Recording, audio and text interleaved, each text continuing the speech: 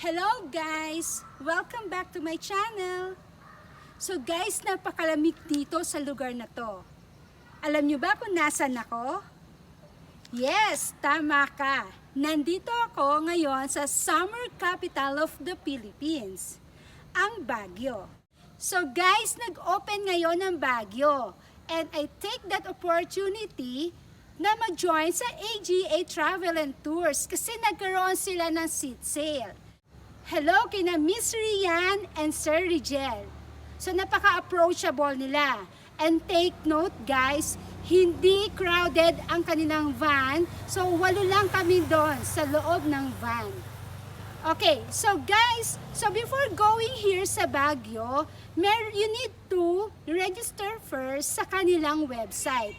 And then, mangingi sila ng some information about you, and then you need to present or to screenshot your QR code na ma-register. Kaya guys, ano pang hinihintay nyo? Tara, mag-book na kayo at samahan nyo na ako dito sa Baguio City!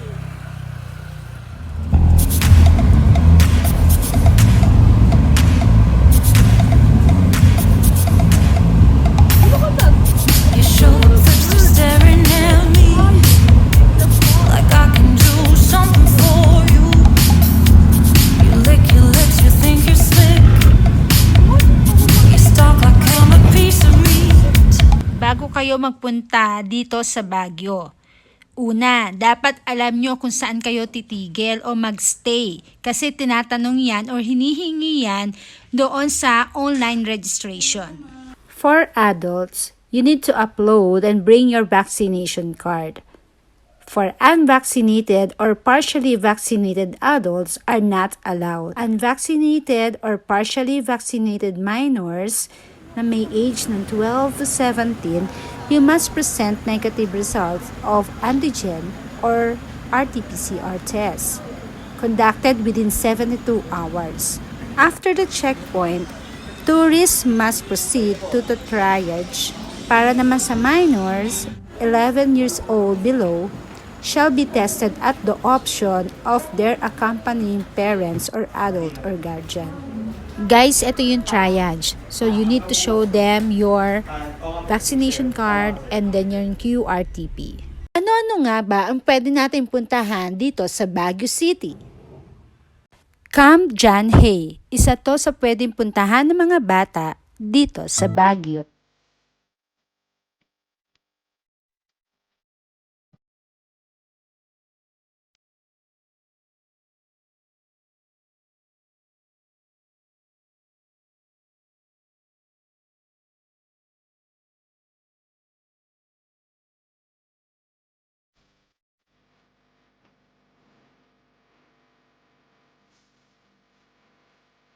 Butterfly Sanctuary. So guys, ngayon hindi siya open.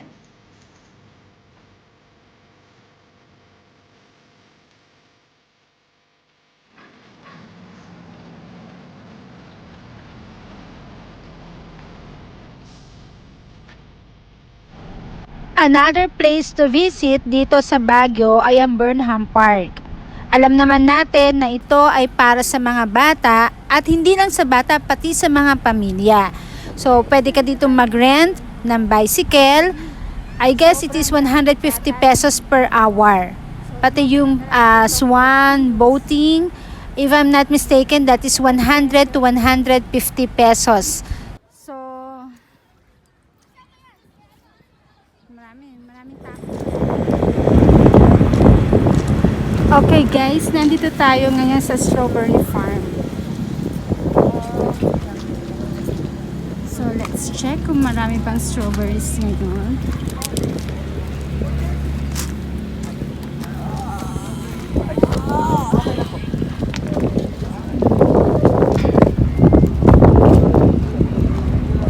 Parang wala yatang strawberries ngayon. Parang wala yatang strawberries. Tara dito tayo, diba? Taho. Ice cream yun. Ito, taho.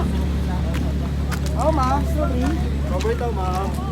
Magkano sa taho? Special po. Pag maraming fruits, ma, 50 special. Pure strawberry yan. Pure strawberry. Ilan dyan? 50 po. Serving po.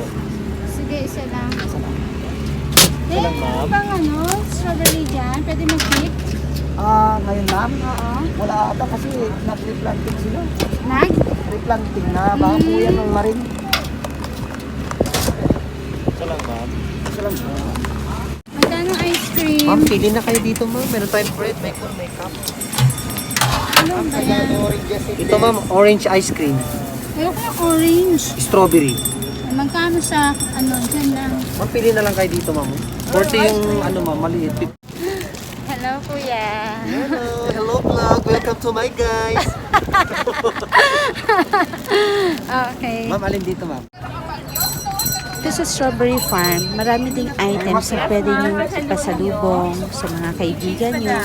Tulad ng keychains, yung mga Dito tayo. handle ng pagkain. Siyempre, nandito ang strawberry jam. May mga walis. So, yan o guys. Marami pa rin mga paninda dito. Talbos sayote nyo.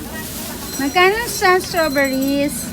May 100 tayo, may 150. May isang kilo ma'am. Ayun siya ma'am. 200. Oo. Walang strawberry picking na yun. Or isa pa. Gusto mo isa pa. Isa pa dam, mga pasabi mo, mga jam. Walis. Sa mga walis, magkano? Depende ma'am, may 120 tayo. 150.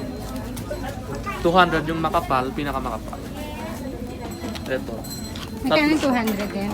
Kaysa 180. May 350 tatlo. Okay, sige, pagbalik na natin. Sige. Thank you.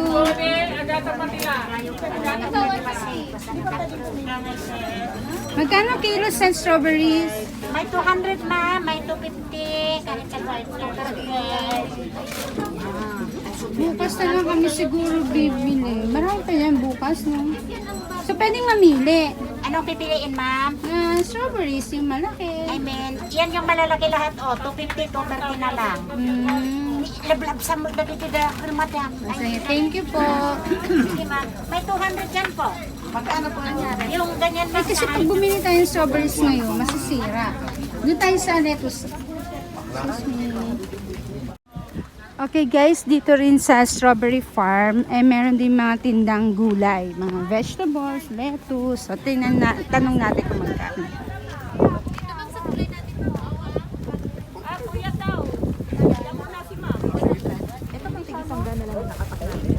Kaso bukas pa kami uuwi eh, masisira. Di bali bago lahat ma'am.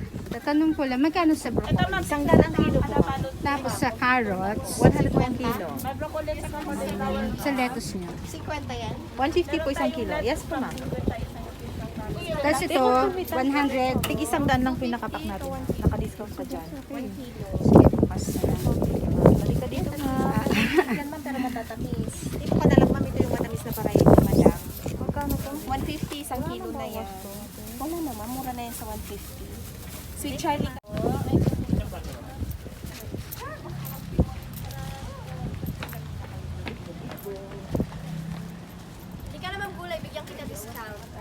Kaso bukas pa kami uwi. Palutin natin sa Jari ma'am kung pambiyahe mo. Hindi, kasi babalik daw kami dito ma'am, no bukas. problem. Tanong ko lang, magkano yung broccoli? 100 po kilo. Parehas sa Pare-pareho naman kayo. Yes. Pwede halo yan. Broccoli coli. Pati ang coli. Sige, bukas. Tatlong balot 100. Tapos ito, 100 po per paksan. Lahat ng klase tag 100. siguro tomorrow na lang. Mirador Heritage and Eco Spiritual Park. No pets allowed inside.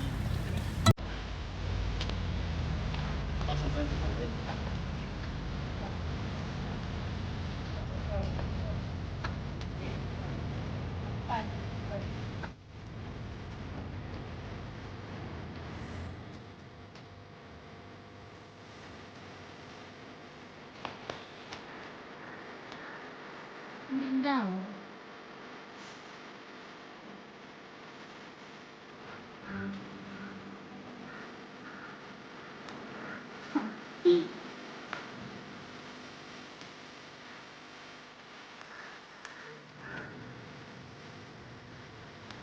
Alam mo, nakakaduling, no?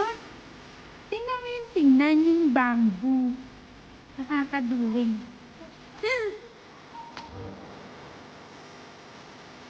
Diba? Sama ka?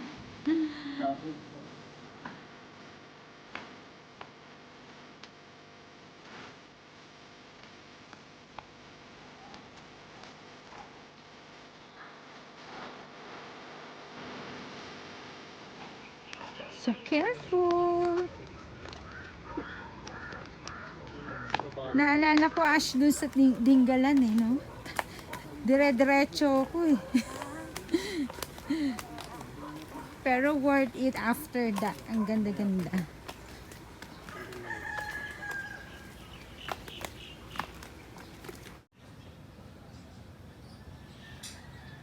Hi Ash.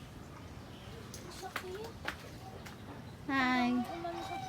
So, different rock formations to, no? Wait lang, mag-face masulit ako. Guys, so, ang ganda. So, when you go here, merong entrance fee na 100 pesos. Hindi ko na-videohan yan. Hi! Baka ako may mahulog sa bigla. Wait, wag kang tumaya. Against the light siya. No?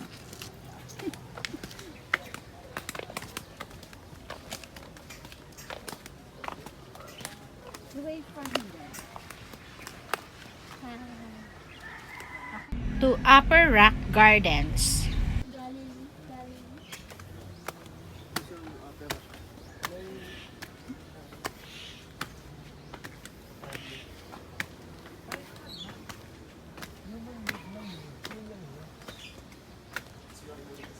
Hanggang dun pa tayo.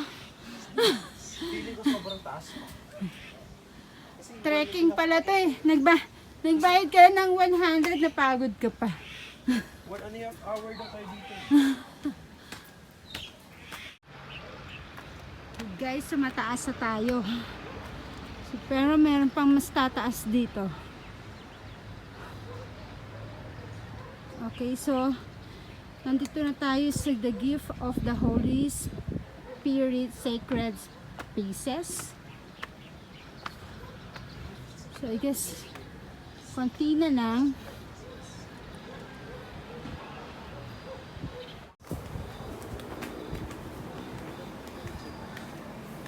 So may chapel pala dito. Ha? Saan daan? Dito yata. Wala ba? Diyan talaga?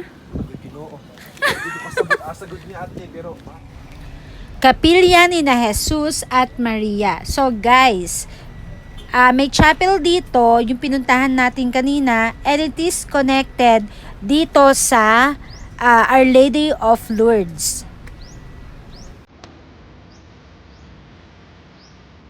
Mirador Heritage and Eco Spirituality Park. Okay, so kasama pa din pala to, guys, sa just 100 pesos.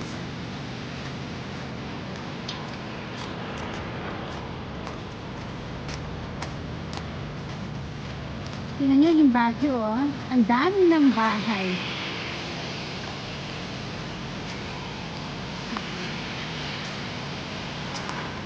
So, puro bahay yan na. So, nakawala na talaga yung magandang kalikasan. Nandun pa rin po sa sa church pa po. Grabe, puro bahay na, no? Hindi na siya katulad dati.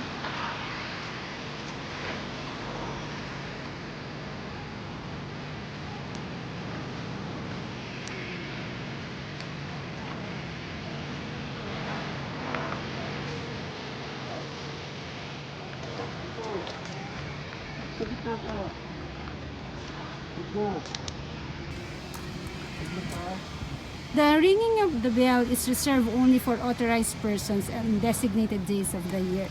Okay. So, yan pala yun. So, it's very sacred, this place.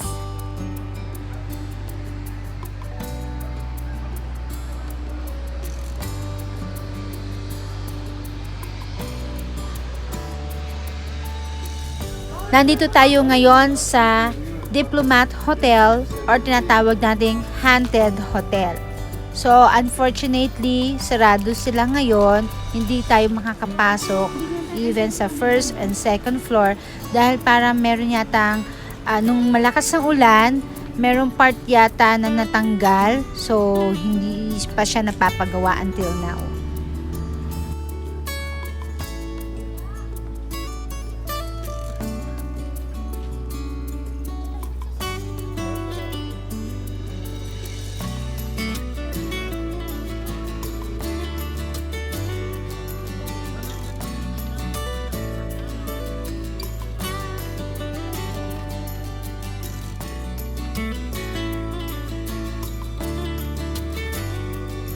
Okay guys, ito yung Bell Church.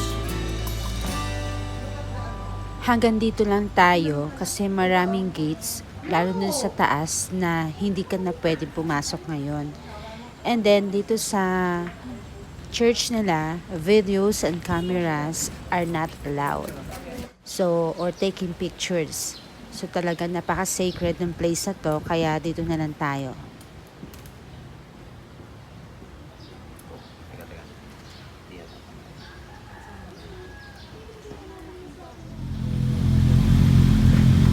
The mansion. So guys, ito yung mansion.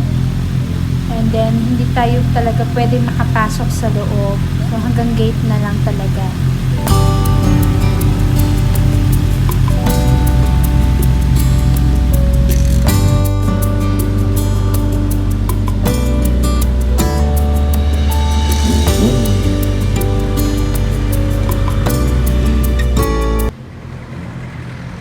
Right Park.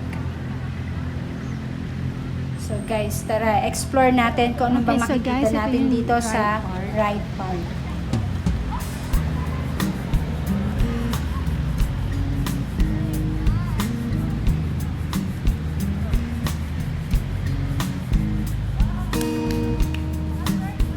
So, meron dito mga horseback riding. Dito sa Wright Park.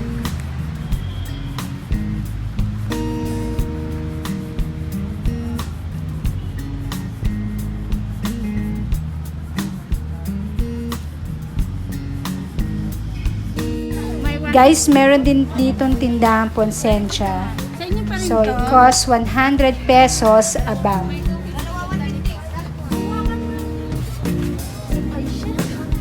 It's lunchtime na, so meron ditong masarap na kainan na affordable pa. This is Dapayan Food Corporation or Restaurant. It is located na malapit sa Guys, napakadami ng serving nila ng pagkain. Nabigla nga ako eh. Kasi nakalagay doon, good for 1 or 2 persons, pero pampamilya ang dami. Pero masarap. Kala ko maliliit lang. Colors of Christmas. Guys, ito yung dating Christmas Village. So, bago na ang tema nila ngayon. Pero hindi kami nakapasok kasi sobrang haba ng pila. Limited lang kasi yung pinapapasok nila sa loob. Meron din tong entrance fee